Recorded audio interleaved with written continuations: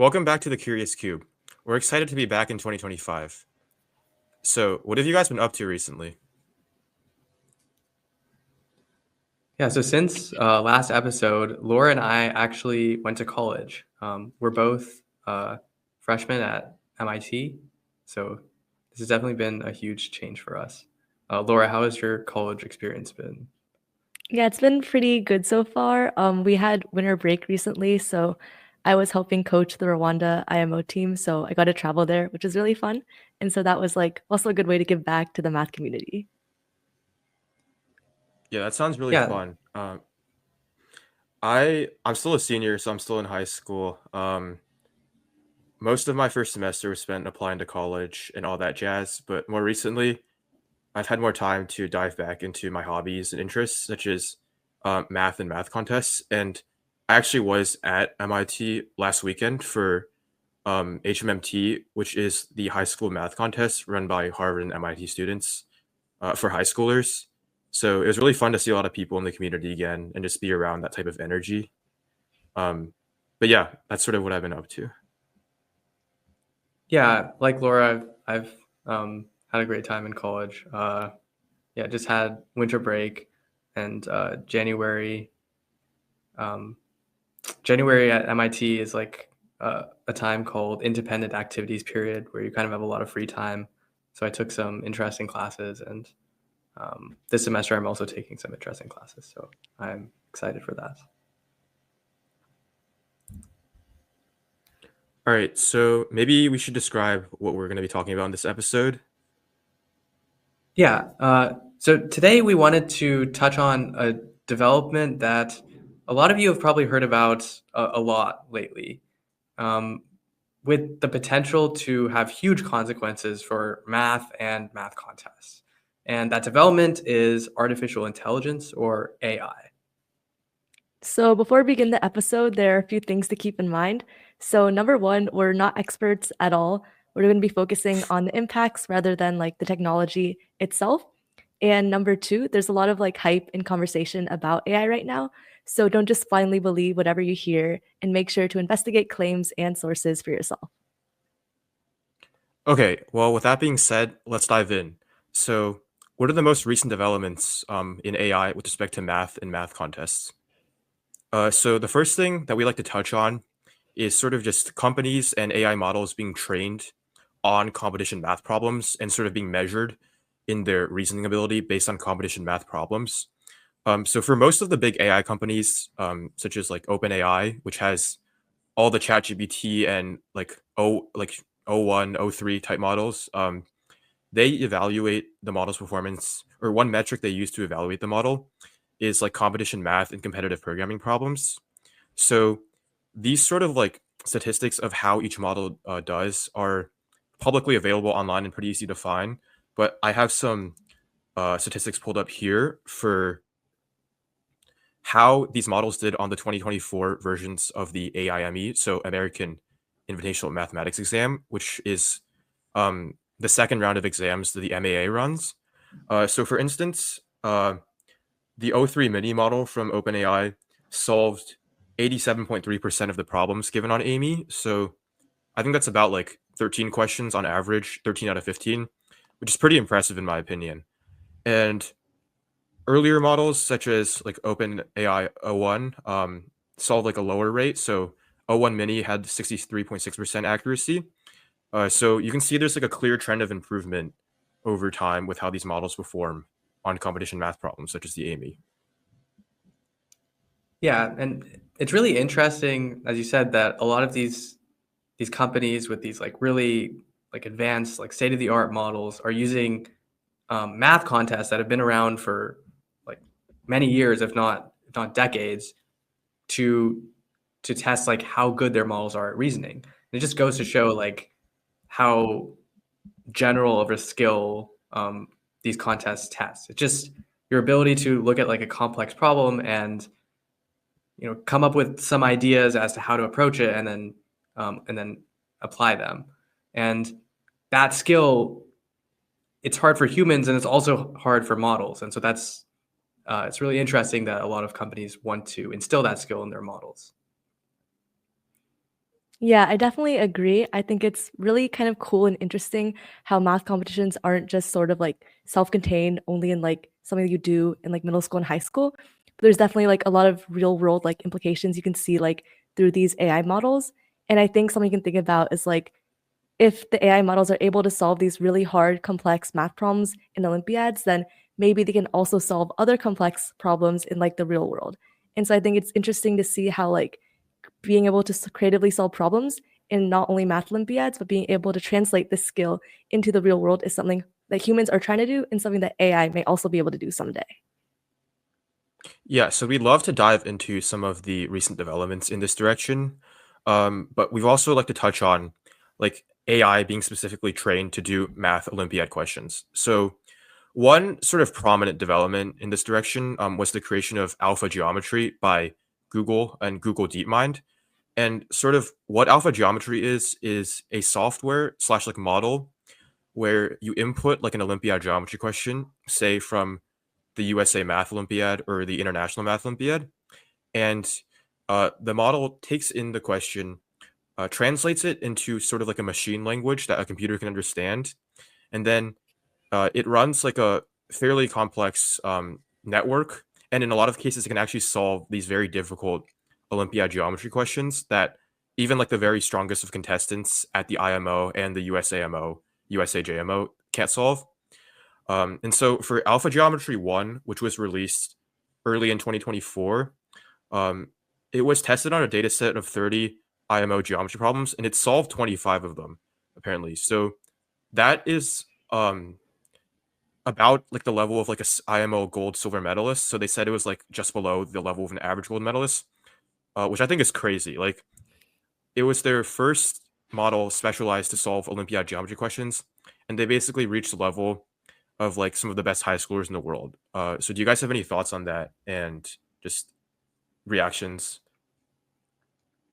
Yeah, as you said, it's really mind blowing, like how fast these models are improving. Um, like just just like a few years ago, there was no way anyone, or at least like any of us, thought this was possible in the slightest, and now it's happening. And as I like Isaac was saying, they achieved silver medal performance, and then I think just like a week or two ago, they announced Alpha Geometry 2, which they claim to have IMO gold medalist performance. So already we see the improvement, and um, it's definitely important to like keep up to date with these, just to see how uh, how these models are being able to approach more and more complicated problems. And this will definitely impact math contests, because if models can just solve problems, there might be a host of other things they could do. Yeah, I think these models are sort of like mimicking like human creativity almost, or from what I've read about like how the model works, it basically started off by like generating basically 100 million different diagrams. And like from those like diagrams of like different lines and points and circles, it was able to like find patterns and then use those patterns to solve the geometry problems, which is almost kind of like how you would prepare for a math contest. Like you go through practice problems and then you're able to like find patterns in those problems and then you use those patterns to solve the math problem. And so I think it's really interesting how the way the models are being trained is sort of almost like how we would train ourselves to like solve these problems in contests. So I think that's also really interesting to think about. Yeah, I Yeah, think Laura brought up a really good point. Sorry. But like something I guess that a lot of people find shocking and really impressive about alpha geometry in this case is like this isn't a computer performing like billions of calculations with like Cartesian coordinates or something to where like it can use its computational advantage and power to solve and like these questions and write proofs. It's like Laura said, taking past experiences from sort of like simple diagrams of like circles, lines, and points, and using the observations that it bashes out there um, in a sort of like thinking process where it isn't just translating points and circles and shapes into coordinates and bashing them. It's using um, the actual like synthetic relationships that are observed by the like thinking portion of the model, and then it's linking these to past data that it's seen and solving it in a way that is like understandable to humans. So like it looks at the question, it translates it into machine language, then it solves it through this like really crazy process, and then the output that it gives us, or like the developers that make these tools, is like readable by your average like math contest participant, which I think is really cool, and something that Laura brought up that was really important here. With that being said, there is something else to keep in mind, which is that although these models do come up with solutions that are readable and interpretable by humans, oftentimes they're not the solutions you would expect, or at least not solutions that most human competitors could reasonably come up with. For example, like if you look at some of these AlphaGeo models, they come up with solutions to problems that define new points that sort of seem like magic, because it seems really hard to motivate constructing them at all. But once you construct them, there's just a magic way to finish the problem from there. And that's not to say humans don't come up with these, because there are approaches like that. Humans do regularly come up with really insane solutions to math contest problems, but it's just a lot rarer. And so it's interesting that, you know, they're you can maybe say they learn in a similar way to humans, but they also come up with these startlingly different approaches because maybe they have access to more computational power. They can see further ahead, and they've just built so much intuition from the data that they were trained on. Yeah, and I think an example of this that might be particularly relevant to the viewers of this episode. So last year on the USA Math Olympiad in 2024, there was a geometry question posed as problem 5, and there's actually a user who, after the contest, they inputted the problem into alpha geometry, like before any developer or developer of the software could have reasonably like inputted this problem into the training data, and they just ran alpha geometry on it to see how it would do. And alpha geometry actually solved this problem within like I think a reasonable amount of time, and the user just posted the solution onto the Art of Problem Solving forums. So we'll provide a link to this in the description. But I think, like Srinivas said, this is just an example of it constructing strange points to understand and like rigorously define and understand the problem and also solve it. But this user also provided commentary on how it had to define extra points just for the model to completely understand the problem, whereas like a human could just read the question and immediately understand what the setup was. So I guess we've touched on some like similarities and differences between how alpha geometry interprets and solves problems. And yeah, I think this is all just really interesting and pertinent in this time and age. And on the flip side of that, we can also talk about AI writing problems, because believe it or not, this is also a thing that exists. So I think one example of this is GeoGen. Do you guys know anything about that?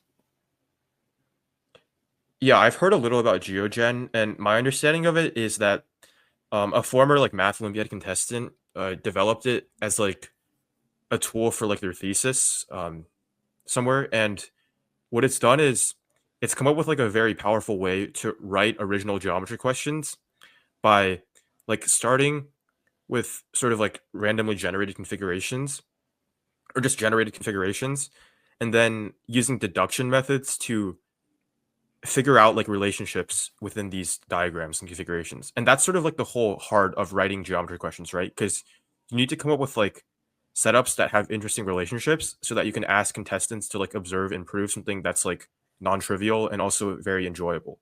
And in the case of GeoGen, it's actually had remarkable success over the past few years. So it actually proposed problem 4 of the 2022 IMO, which if you take a step back and think about it, it's actually crazy because there's probably like hundreds of people from around the world who propose questions to like the IMO committee and hope for it to be on the final 6 problem test. But in that year, the only geometry question that made it was problem 4, and it was written or generated by this software.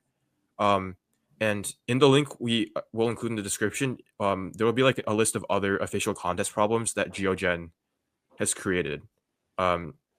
I think this is the only IMO one, but there's been other questions that have gone to pretty significant contests. So yeah, it's pretty crazy.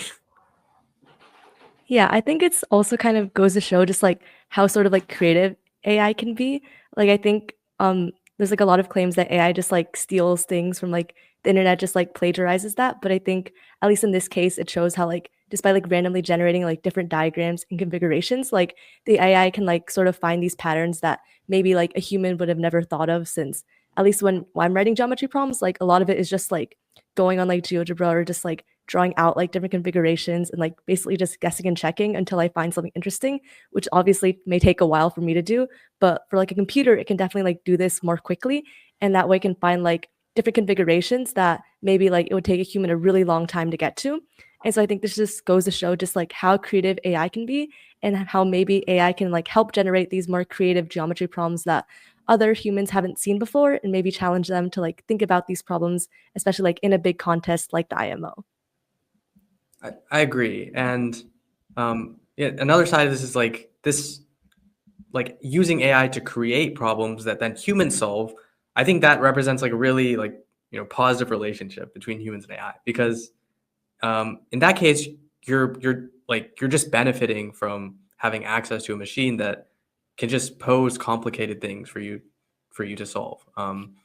And yeah, I know, like compared to like as solving problems that humans would also solve. I think that's just a very synergetic relationship that is worth mentioning.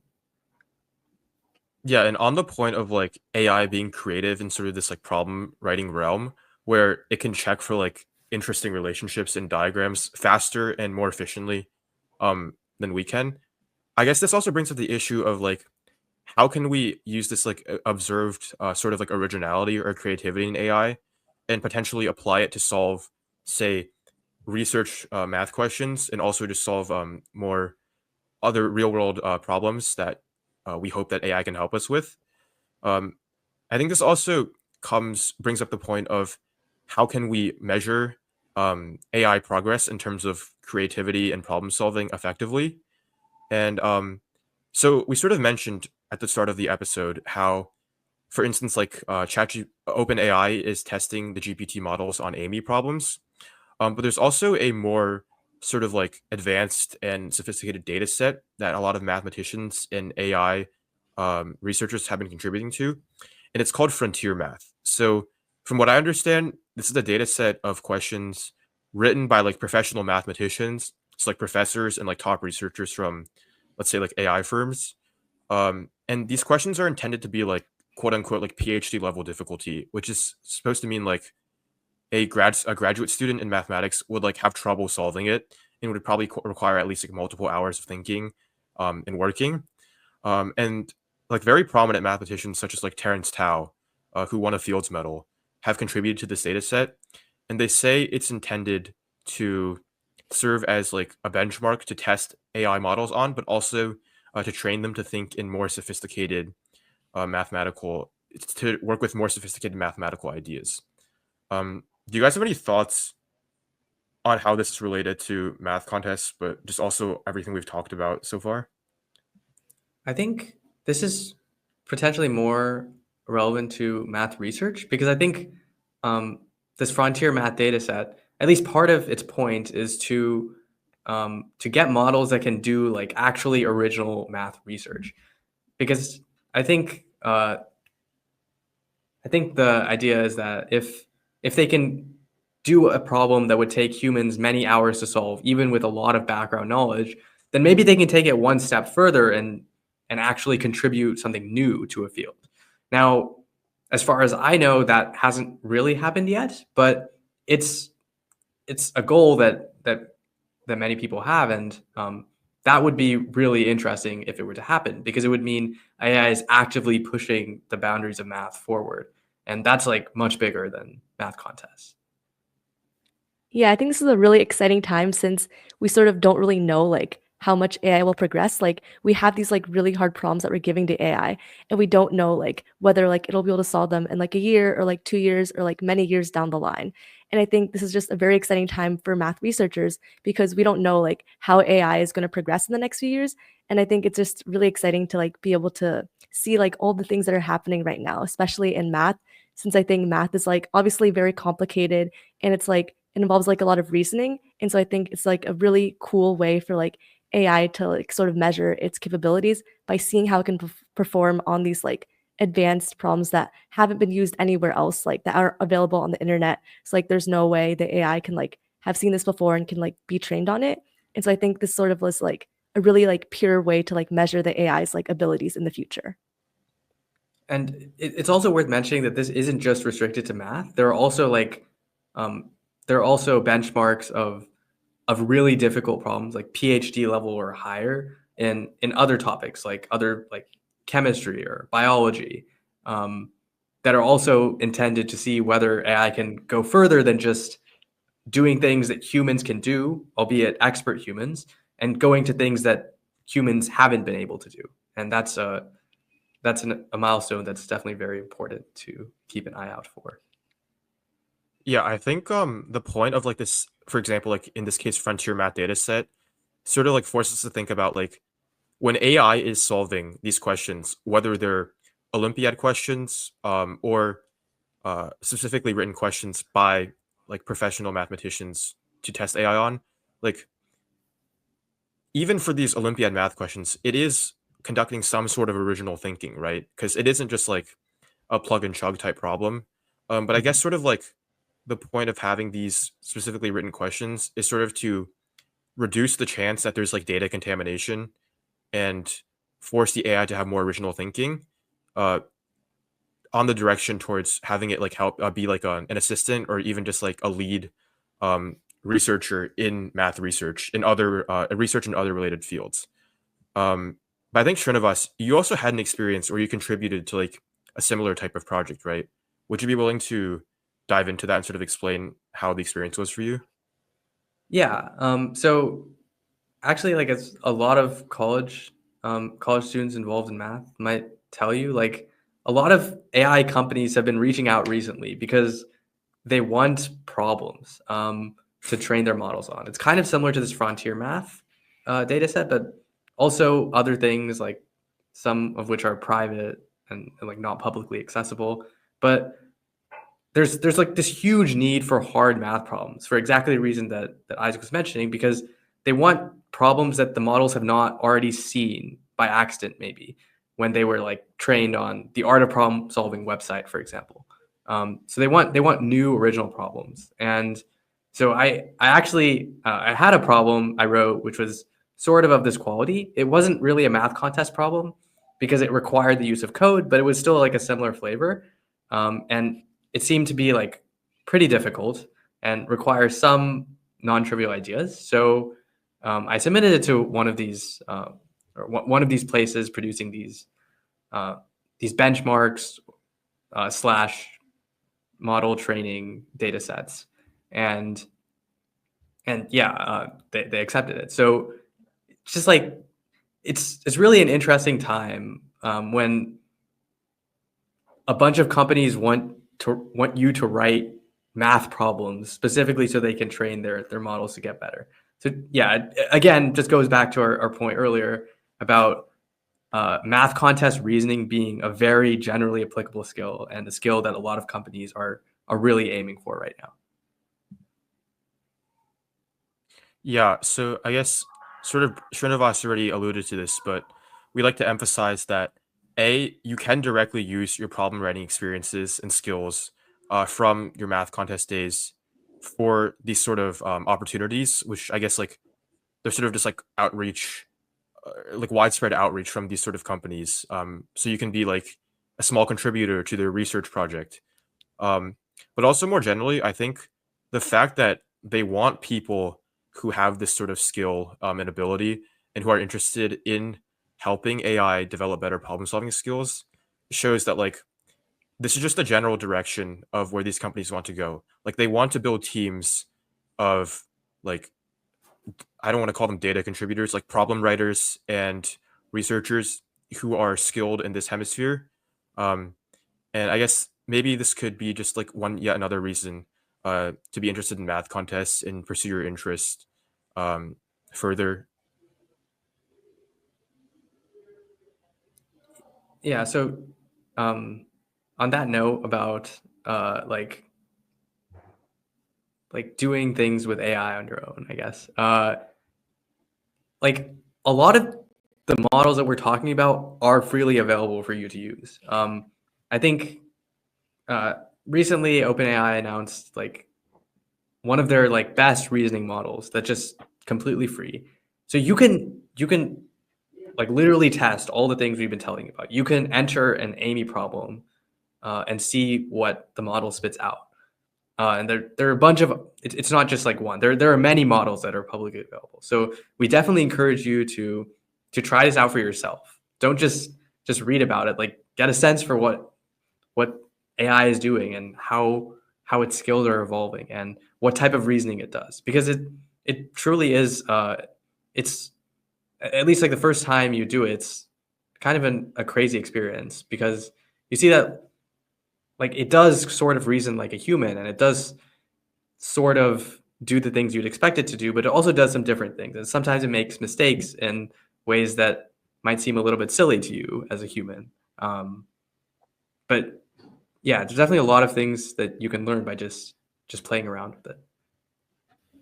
Yeah, so while we encourage you to play around with these AI models by inputting certain math questions, for instance, the problems from the 2025 Amy, which I suggest in particular because there's a lower chance that data contamination will mess with the results from these particular set of problems.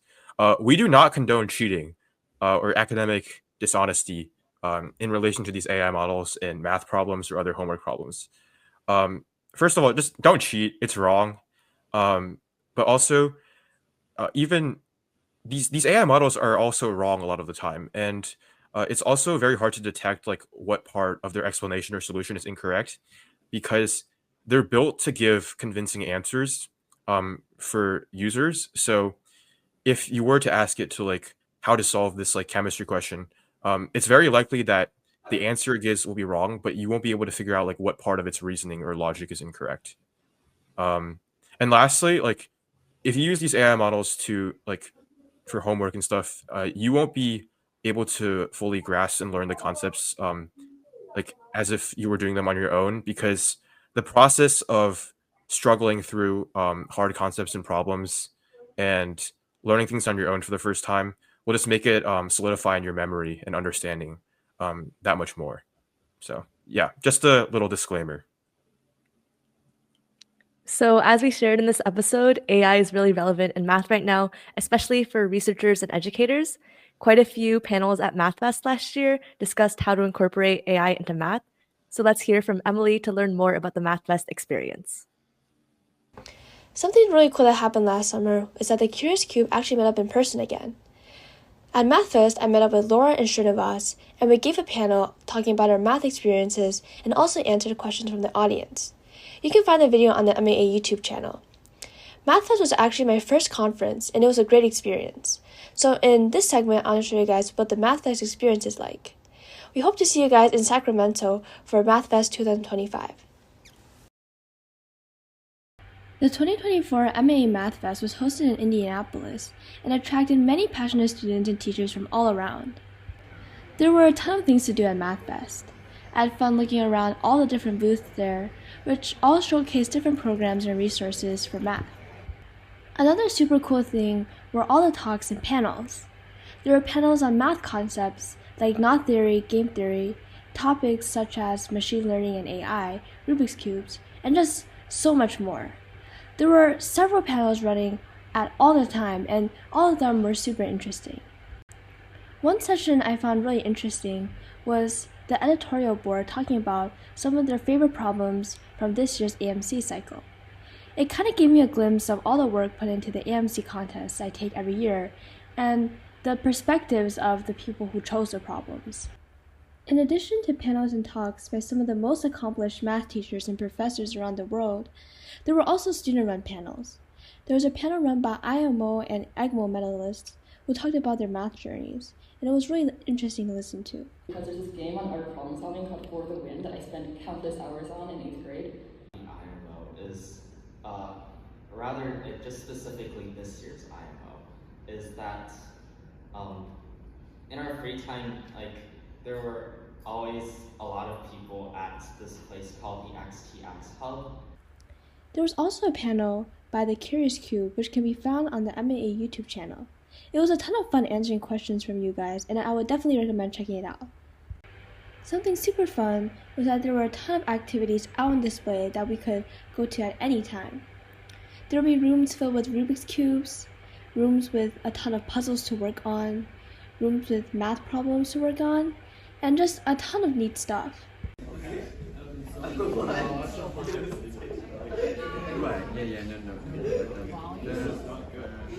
There were also a ton of opportunities to socialize with other students there. The food was pretty fancy, and I was able to talk with a lot of my friends during the meals, and it was just a lot of fun. Blackjack pays 6 points. It does bet 5 every time. No, Dan's solution is don't play. I think the call's one kid. What a very tame call. You're just like letting the person.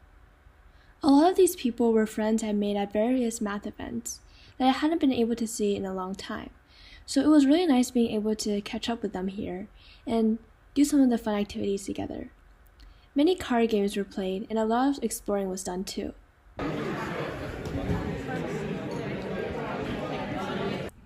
MathFest ends with the Math Olympiad Awards ceremony, which recognizes the achievements of some of the top competition students, such as the EGMO team, the IMO team, the USAMO gold medalists, and the Young Women in Mathematics award winners.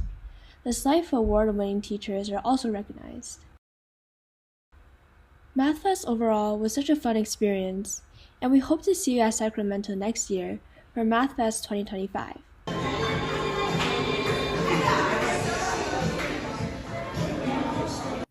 If you enjoyed Emily's segment, make sure to register for this year's MathFest in Sacramento. The link will be in the description. That's all for today's episode. Thank you for watching, and we hope to see you next time.